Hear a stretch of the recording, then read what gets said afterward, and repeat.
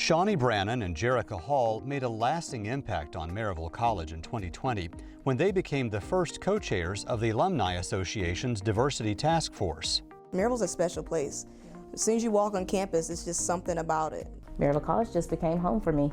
When Seanny left Baltimore, Maryland for Maryville College at age 17, she had no idea what to expect on the small Appalachian campus. My first year was a little rough because I'm not used to the Southern hospitality, so I remember distinctly I was at the gas station right up the street from the school and getting gas, and somebody had pulled behind me and was like, "Oh, you're from Maryland, huh?" I'm like, "Yeah, what's up? I am." You know, so it's like, "Why are you looking at my tags? Why are you talking to me like that? I don't know you." So he's like, "Oh, that's cool. You go to Maryville? What's it to you?" Like, so it's like that first year I had to adjust. When Jerica came to campus 2 years later, she wasn't sure what to expect either. But luckily, she found a great guide.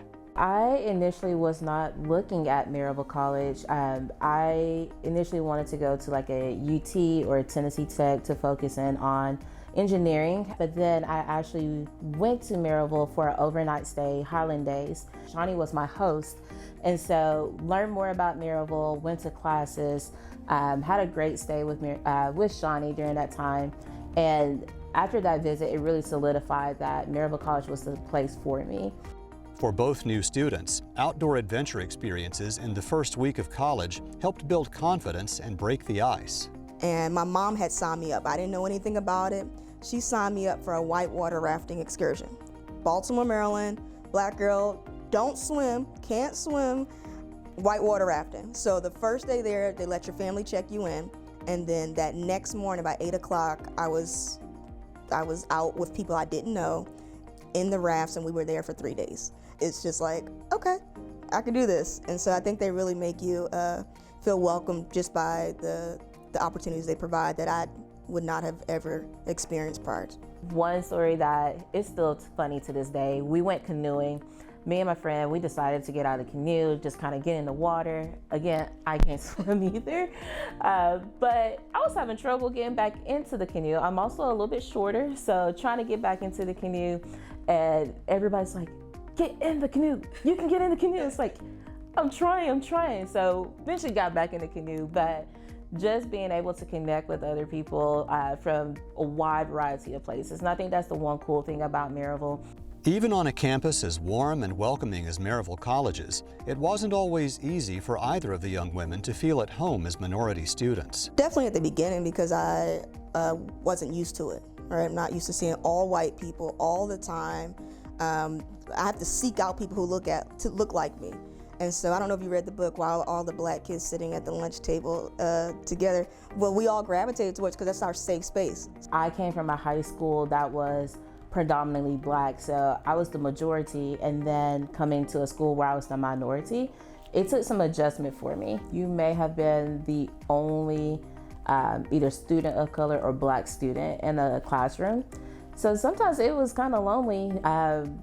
There were some good days, there were some tough days, but I always knew that I'm not the only one that's going through that. And so as black students, and definitely being a part of the Black Student Alliance, it gave us that safe haven where we can all come together and just be with one another and be ourselves as well. Jerica and Seanny also found friends among other minority groups on campus. But now you're getting the opportunity to connect with international students, learning more about their cultures, their backgrounds. Someone who may be Hispanic, learning more about their background and their commonalities that we have amongst each other. I gravitated more towards the international students.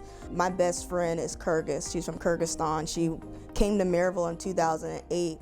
They kind of relate to us because they're away from home. They're not seeing people who look like them, and there are a lot of events that Maryville hosted that allowed us to come together. So you found those students that you, no matter what their race or their gender or who they may be, you really found that there were students who care for you as a person and will be there for you no matter what. And those still are some of my great friends today. Jerica transitioned from engineering to a double major in business management and music, while Seanny majored in elementary education. Both women have achieved noteworthy professional success in the years since they graduated. Seanny taught 5th grade in Hamilton and Knox County schools, earning recognition as Teacher of the Year and receiving a prestigious 21st Century Learning Grant that enabled her to create a program to help students become more engaged citizens. She earned a master's degree in educational leadership and administration from Concordia University in 2015 and currently works as a professional learning specialist for Curriculum Associates. Jerica worked as an admissions counselor and multicultural recruitment coordinator at Maryville College. She went on to earn an MBA from Bryan College in 2015 and a doctorate in educational leadership from Trevecca Nazarene University in 2024. Jerica is now a human resources business partner with Hamilton County Schools, focusing on employee relations and talent retention within the district.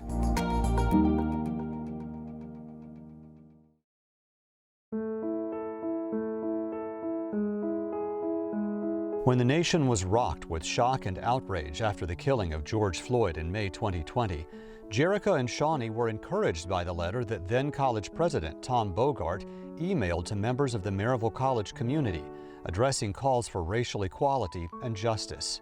It was a powerful statement, but they knew more needed to be done. So the two alums reached out and got involved, becoming the first co-chairs of the Alumni Association's Diversity Task Force. From there, it kind of word of mouth and telling people, here's what we want to do. Here's our vision with the Diversity Task Force. So we connect with some of our friends and other allies who want us to be a part of the work and do the action as well. And so from there, the Diversity Task Force kind of just bloomed into a larger thing. The effort resulted in strengthened bonds between alumni, students, and the broader college community, helping many to overcome obstacles. If you're able to connect with a student, let them know, here's my journey. You don't have to feel like you're alone. We're here to support you. There's a lot of alums out here that are doing amazing things. And when we talk about diversity, equity, and inclusion, it's not just, Black or students of color. We're talking about hidden disabilities, visible disabilities, intellectual disabilities, LGBTQ, all of that. Like, we are advocates for everything. A great foundation has been laid, but much remains to be done. The Alumni Task Force continues this important work today through storytelling, mentorship, and outreach.